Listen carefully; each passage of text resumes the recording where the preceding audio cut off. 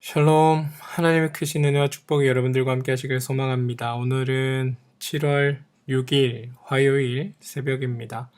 오늘 하루 말씀과 동행하는 여러분들의 삶 속에 하나님께서 함께 하셔서 여러분들이 살아가는 모든 순간에 하나님의 동행하심을 경험하게 되고 또 그로 인하여 복되고 행복한 시간 되시기를 주님의 이름으로 축원드립니다. 오늘 함께 나눌 말씀은 출애굽기 3장 1절에서 10절까지 말씀입니다. 출애굽기 3장 1절에서 10절입니다. 제 3장.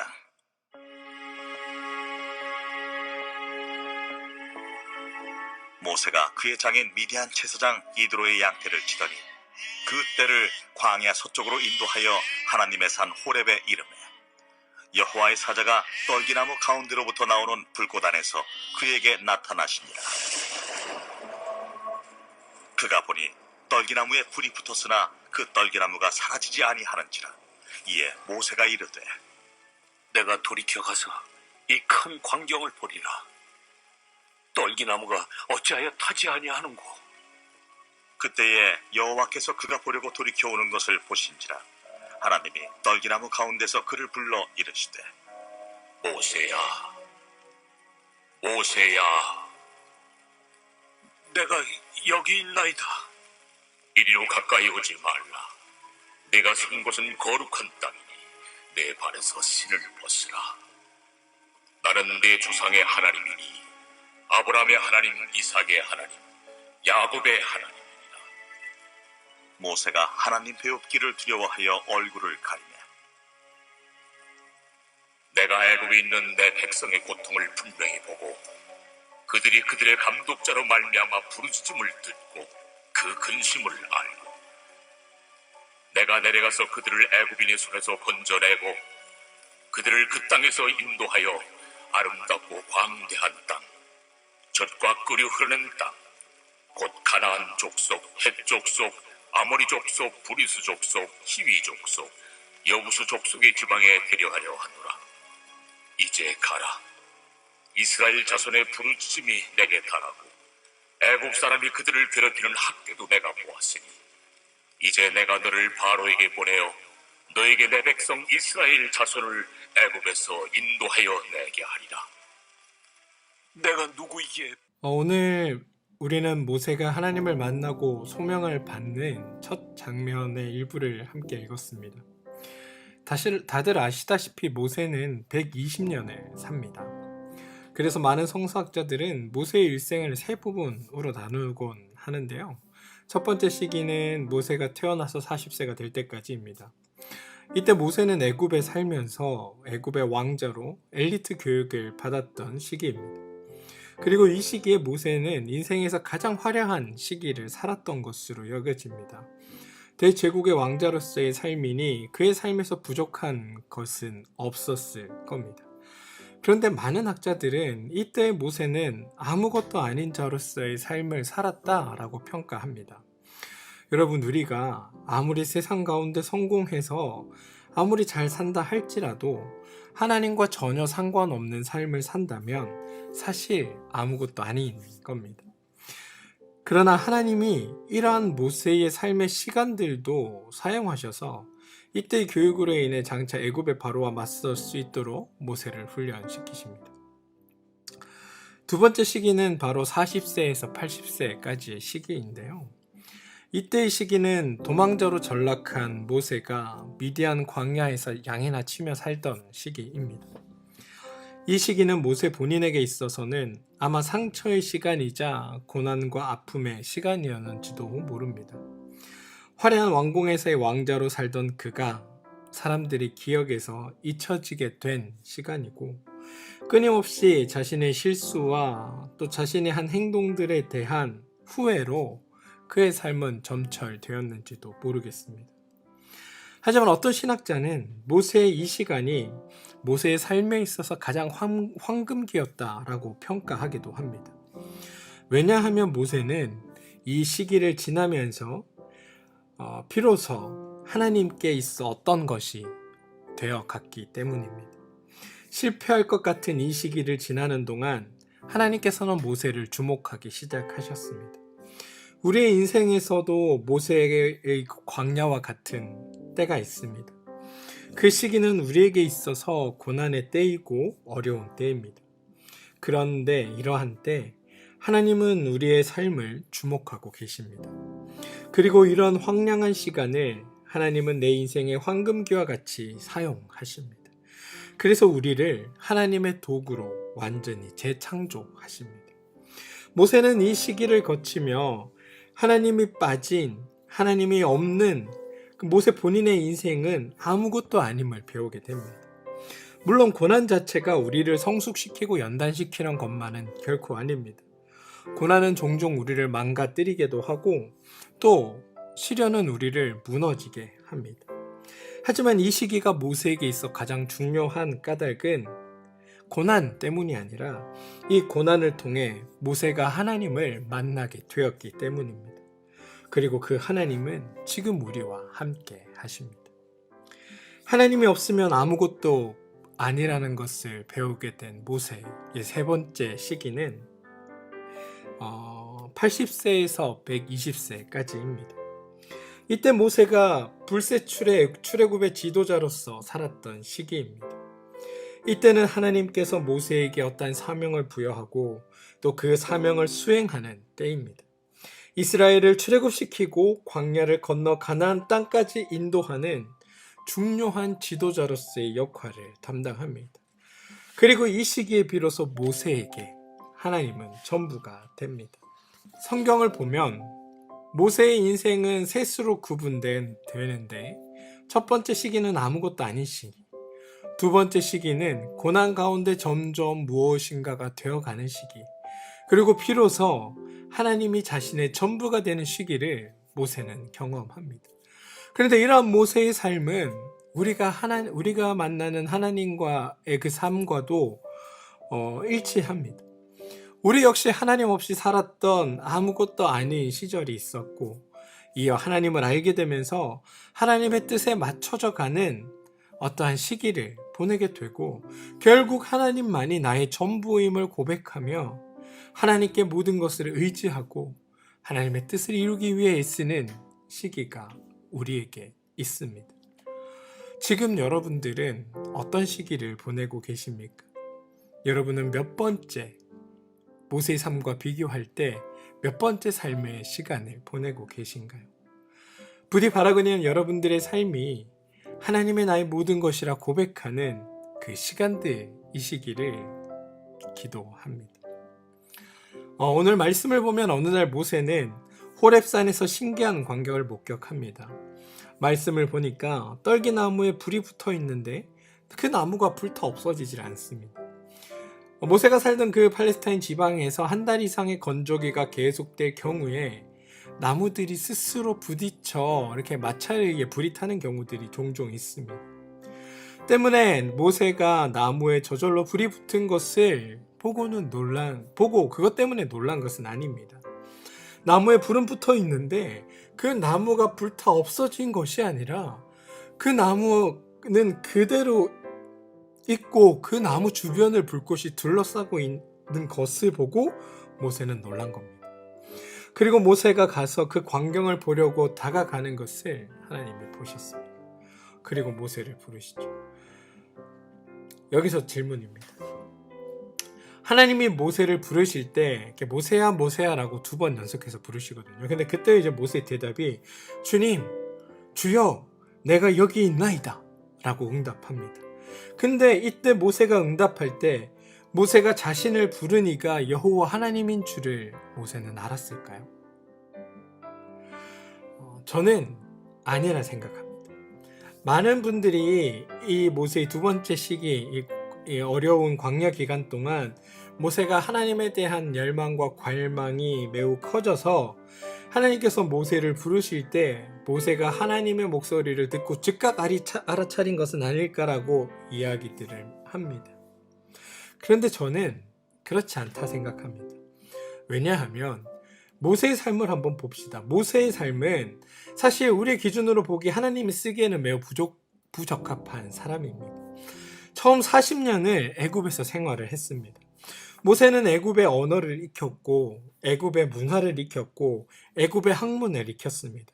동시에 모세는 애굽의 그 종교를 함께 배우게 됩니다. 파라오라는 자리, 우리가 바로라 부르는 그 자리는 신의 아들의 자리입니다. 그러니까 모세가 왕의 아들로서, 왕자로서 교육을 받을 때 그가 신의 아들이라는 것을 교육을 받지 않을 수 없습니다. 물론 그가 친모의 손에 크면서 여호와 하나님에 대해서 잘 알고 있었는지도 모르겠습니다. 그런데 애굽의 왕자로 살기 위해 그는 애굽의 종교적인 그 신관과 축복과 저주의 원리들을 배우고 익힌 사람이고 애굽의 그 종교적인 방식으로 살았던 사람입니다. 그리고 40년이 왕궁을 벗어난 후 이제 미디안에서 40년 지금까지 시간을 보내는데요. 이 40년 동안 모세가 있었던 집, 모세의 장인은 미디안 제사장 르우엘이라는 사람입니다. 미디안의 제사장입니다. 이 미디안에 있는 지방 종교, 토속 종교, 무속 종교의 제사장 집이라는 겁니다. 미디안이라는 이 르우엘이라는 자, 나중에 이제 이드로라고 부르기도 하는데 르우엘이라는 자가 여호와 하나님을 섬긴 게 절대 아닙니다. 그냥 그는 자기가 믿던 그 지역의 토속신을 섬기던 제사장이었습니다. 그런데 모세는 그 집이 그 미디안 지역의 제사장 집인 것을 알면서도 들어갔고 그 집에 동거하는 것을 기뻐했고 그 집안의 제사장의 딸과 혼인했고 또 자녀를 낳았습니다. 미디안의 종교를 배웠고 미디안의 종교를 따랐고 미디안의 종교적 생활 방식대로 살았던 사람이 모세라는 겁니다. 그러니까 모세는 하나님께 부름받기 전 80년 동안 여호와 하나님이 아닌 다른 가짜 신들을 믿으며 살았다고 보는 것이 더 합당합니다. 물론 어릴 때 어머니로부터 배운 하나님에 대한 믿음과 신앙이 그에게 있었지만 사실은 그는 살아가는 동안 하나님 아닌 다른 것들을 그의 삶의 신으로, 주인으로 섬기고 살았던 사람이라는 겁니다. 그러니 하나님께서 모세를 불렀을 때 모세가 주님, 내가 여기 있습니다 라고 대답할 때 이 주님이란 단어는 우리의 하나님을 가리키는 것이 아니라 누군지는 모르지만 자기를 부르니까 어떤 특별한 존재라는 걸 깨닫고 거기에 보인 반응이라는 겁니다.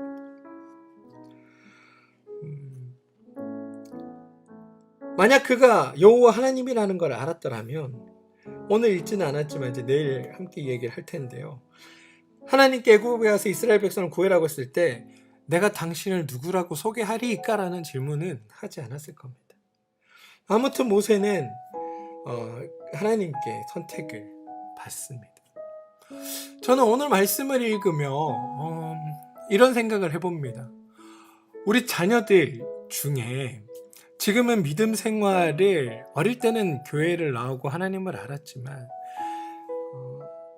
지금은 여러 사정으로 인해 교회와 멀어져 있는 자녀들로 인해 기도하시는 부모님들이 있을 거라는 것을 알고 있습니다. 그리고 저는 하나님께서 모세와 같이 하나님의 때가 이르렀을 때 언젠가 그를 찾아주실 거고 그의 자녀 삼아 하나님 일 가운데로 이끄실 것이라는 것을 저는 확신합니다. 그런 사랑하는 성도 여러분, 나의 자녀가 비록 지금 내 눈에 보기에 하나님과 멀어져 있는 것처럼 하나님과 가까이 하지 않는 것처럼 보일다 할지라도 너무 걱정하지 마시기 바랍니다. 자녀를 위해 날마다 기도하시고 하나님께서 이 자녀의 삶을 책임져 주시기를 항상 소망하십시오. 그러고 하나님께 이 자녀를 맡기시기 바랍니다. 그러면 언젠가 하나님께서 이 자녀를 데려다가 모세처럼 하나님 일 가운데 쓰시는 날이 올 것이라 저는 확신합니다. 아무튼 하나님은 모세를 오늘 선택하셨습니다. 근데 궁금합니다. 왜 하필 모세일까? 왜 하필 모세일까? 지난주 제가 새벽 설교에서 출애굽기의 목적이 하나님이 어떤 분인가를 알게 하라는 것이라고 말씀드린 적이 있죠. 좁게는 하나님을 모르는 모세에게 하나님을 알기 위해서, 또 좀 더 확장해 보면 하나님을 모르는 이스라엘 백성들에게 하나님을 알리기 위해서, 그리고 더 확장시키면 하나님을 모르는 애굽 백성들에게 하나님을 알게 하기 위해서, 그리고 더 크게 확장하면 하나님을 모르는 모든 하나님의 창조물들에게 우리 하나님이 어떤 분인지, 진짜 우리가 믿고 의지하며 따라야 될 분이 어떤 분인지를 알게 하려는 것이 이 출애굽의 주된 목적 중에 하나이다 라고 말씀드린 적이 있습니다. 오늘 모세가 선택된 이유는 어쩌면 그는 히브리 민족의 하나님도 알았습니다. 애굽의 신들도 그는 알았습니다. 동시에 미디안 지역이 섬기고 있는 신들에 대해서도 모세는 잘 알고 있었습니다.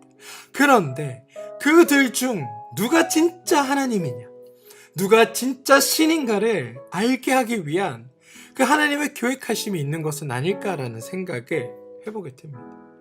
네가 알고 있는 모든 신들과 나 여호와를 비교해요. 누가 참 신인지 깨달아라. 그리고 너를 통해 이스라엘 백성들이 진짜 신이 누구인지를 알게 하라. 이러한 명령이, 이러한 하나님의 뜻이 오늘 모세 가운데 나타나고 있는 것은 아닐까 생각합니다. 사랑하는 성도 여러분, 그런데 이게 모세에게만 있었던 일은 아닙니다. 하나님을 나의 주님이라고 고백하지만 우리는 여전히 신처럼 떠받들며 신봉하며 살아가는 것들이 있지 않습니까? 누군가에게는 자녀가 그러하고, 누군가에게는 돈이 그러하고, 누군가에게는 가족이 그러합니다. 아니, 그게 중요하지 않다는 뜻은 아닙니다. 그런데 우리가 오직 의지하고 붙들어야 할 그분, 오직 하나님, 그 하나님을 아는 것이 우리의 목적이어야 되고 우리의 최선이어야 되는데, 우리는 하나님을 안다 말하면서도 하나님을 모르는 사람처럼 살고 있습니다.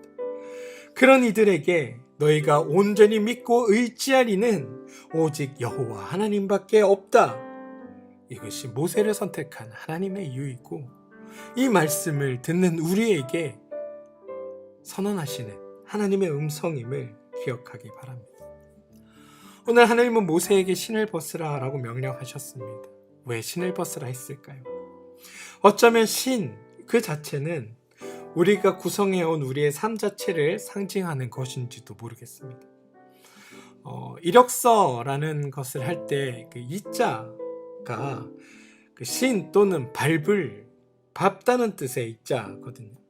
그러니까 이력서란 내가 지금까지 밟아온 삶의 내력을 기록한 문서, 이렇게 이해할 수 있습니다. 그러니까 신은 그러니까 외적으로 드러난 나를 얘기합니다. 세상 사람들이 알고 있는 나 말입니다. 근데 분석심리학이라는 학문에서 신을 벗는다라는 것은 나 자신의 그 나체를 드러낸다라는 뜻으로 해석할 때가 많습니다. 따라서 하나님이 모세에게 요구하신 것은 있는 그대로의 모습을 온전히 드러내라는 말입니다. 우리가 가지고 있는 나의 자아를 내려놓지 않고 하나님 앞에 설 수는 없습니다. 하나님 앞에는 사회적 신분도 지식도 아무 소용이 없습니다. 내 것이라 여기는 희망과 절망, 경험과 지식, 그 소유조차도 다 내려놓고 하나님 앞에 설 때 우리는 비로소 하나님과 마주할 수 있으며 하나님의 그 뜻을 이루어내는 삶을 시작할 수 있습니다. 탈무드에 이런 이야기가 나옵니다. 느부갓네살 왕이 하나님 앞에 경배를 하려는데 천사가 막 날아오더니 그의 머리를 이렇게 쳤다고 합니다. 하나님께 왜 경배하려는데 왜 그러냐라고 느부갓네살 왕이 항의하자 천사가 이렇게 얘기합니다. 내가 지금 왕관을 쓰고서 하나님 앞에 경배하겠다는 것이냐. 우리의 신앙이 자라지 못하는 까닭은 어쩌면 우리가 하나님 앞에 나를 온전히 간직한 채로 서려고 했던, 나를 오직 나의 것을 단 하나도 잃어버리지 않고 그것을 오직 붙잡고 하나님 앞에 서려고 했던 우리의 마음 때문은 아닐까요? 하나님 앞에 신을 벗지 않았기 때문은 혹시 아닐까라는 생각을 해봅니다. 사랑하는 성도 여러분, 우리에게 있어서 참된 신은 오직 하나님밖에 없습니다. 그리고 그 하나님은 나를 통하여 하나님의 뜻을 이루고자 하시는 하나님의 계획을 가지고 있습니다. 그런데 나를 통해 하나님께서 이 뜻을 이루시려면 나는 나의 것을 온전히 내려놓고 하나님께만 집중해야 합니다. 그런데 우리는 알죠. 나를 내려놓기가 얼마나 어려운지. 나를 내려놓기보다 더 많은 것을 가진 채로 하나님을 이용하여 하나님의 것을 내 것으로 만들기 위해 우리는 더 애쓰는 존재라는 것. 그런데 하나님은 그게 틀렸다라고 오늘 말씀을 통해 우리에게 이야기하십니다. 하나님 앞에 신을 벗어라. 우리가 해야 할 것은 우리를 아무것도 없던 존재에서 어떤 것을 알게 된 존재로 바뀌고, 그러면서 그것으로 통하여 하나님이 모든 것이라고 고백하는 존재가 되기 위함인데, 그것을 위해 우리가 해야 할 첫 번째, 나의 욕망과 욕심을 내려놓고 나의 자랑거리 내려놓고 하나님 앞에 신을 벗는 일이라는 것. 그리고 우리가 신을 벗을 때 하나님은 우리 삶에 오셔서 우리를 들어 주의 그 놀라운 일 가운데 쓰신다는 것. 이거를 기억하고 사는 복된 여러분의 삶이 되기를 소망합니다. 사실 하나님이 모세라는 사람이 태어나기를 기다리신 것도, 모세라는 사람이 준비되기를 기다리신 것도 결코 아닙니다. 모세가 힘이 있고 지혜가 있고 능력이 있고 열심이 있으면 하나님의 일이 보탬이 될까요? 그렇지 않습니다. 하나님은 모세에게서 힘이 빠지기를 기다리신 것도 혈기가 왕성해지다가 자기 노력, 자기 수고로 안 된다는 것을 알 때까지 기다리신 게 결코 아닙니다. 출애굽기의 목적이 애굽에서 나가는 것이 아닌 것처럼 하나님이 모세를 부르시는 이유 또한 모세를 사용하기 위해서가 아닙니다. 모세가 힘이 있는가, 힘이 빠졌는가, 그것은 아무런 상관이 없습니다. 사람의 열정이 하나님의 일하심에 보탬이 된 적도 없고, 반대로 우리의 무능력함이 하나님의 일에 방해된 적도 없습니다. 하나님의 일하시는 게 사람에 의해서 영향을 받을 것이라는 생각은 그냥 나의 생각일 뿐이지, 하나님은 결코 그렇게 생각하지 않으십니다. 하나님은 모세의 상태와 상관없이 계속해서 일을 하신 분입니다. 그리고 그건 지금도 마찬가지입니다. 내가 나를 내려놓고 주님 앞에 서서 온전히 쓰임 받는 것이, 그건 우리가 당연히 해야 할 목적입니다. 내가 하지 않아도 하나님은 누군가를 통해 그 일을 하실 겁니다. 그런데 우리의 삶의 목적은 하나님을 영화롭게 하는 자로 부르심을 받은 것 아닙니까? 그 목적에 따라 우리가 온전히 쓰임 받고서야 하나님 앞에 바로 설 수 있는 존재가 되는 것 아니겠습니까? 내가 없어서 하나님이 일을 못하시진 않지만 하나님이 일을 하시는데 내가 어떠한 선한 도구가 되어 사용될 수 있다면 그것보다 귀한 삶이 어디 있겠습니까? 그 삶을 꿈꾸는 우리 모두가 되길 소망합니다. 사랑하는 성도 여러분, 부디 오늘 하루 여러분이 살아가는 그 삶의 그 자리에서 우리를 찾아와 불러주시는 하나님을 만나기를 소망합니다.